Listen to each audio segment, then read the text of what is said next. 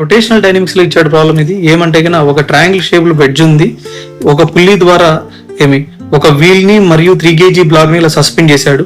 Initial గా wheel top లో ఉంది, ఇది 12 kg ఉంది, ఇది 3 kg ఉంది, కాబట్టి డెఫినెట్లీ వీడి ఇట్లా కిందికి రోల్ అవుతాడు, వీడు పైకి ఇలా వస్తాడు అనమాట. ఎప్పుడైతే ఇది బాటమ్ కి రీచ్ అయిందో దీని యొక్క సెంటర్ ఆఫ్ మాస్ యొక్క వెలాసిటీ ఎంత అని అడుగుతున్నాడు క్వశ్చన్ లో, రైట్. అయితే ఈ కండిషన్ లో ఉన్నప్పుడు వీడు హైట్ లో ఉన్నాడు, వాడికి మాత్రమే పొటెన్షియల్ ఎనర్జీ ఉంటుంది, వీడి కింద ఉన్నాడు కాబట్టి వాడికి ఉండదు. ఇనిషియల్ గా ఇద్దరికి వెలాసిటీస్ 0 కాబట్టి కైనెటిక్ ఎనర్జీ ఏమి ఉండదు ఇద్దరికి. సో పొటెన్షియల్ ఎనర్జీ మాత్రమే ఉంటుంది, అది 12gh. కిందికి రోల్ అయ్యేటప్పుడు వీల్ కి కైనెటిక్ ఎనర్జీ టోటల్ ఎంత ఉంటుంది అంటే ట్రాన్స్లేషనల్ ప్లస్ రొటేషనల్ ఇద్దరు ఉంటారు.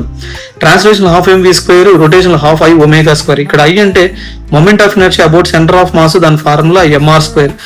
r² ω² వాల్యూ v² అవుతుంది కాబట్టి ½ mv², ఉత్త mv² అవుతుంది. మాస్ 12 kg కాబట్టి 12v² kinetic energy of the wheel అవుతుంది. And kinetic energy of 3 kg block వచ్చి ½ 3v² అవుతుంది అనమాట. So total final kinetic energy ఎంత అంటే 27v² అవుతుంది అనమాట.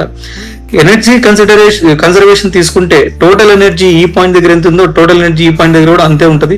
సో 12gh టోటల్ ఎనర్జీ, ఇక్కడేమో 3gh ప్లస్ 27v². సింప్లిఫై చేస్తే వెలాసిటీ వాల్యూ √2/3gh వస్తుంది.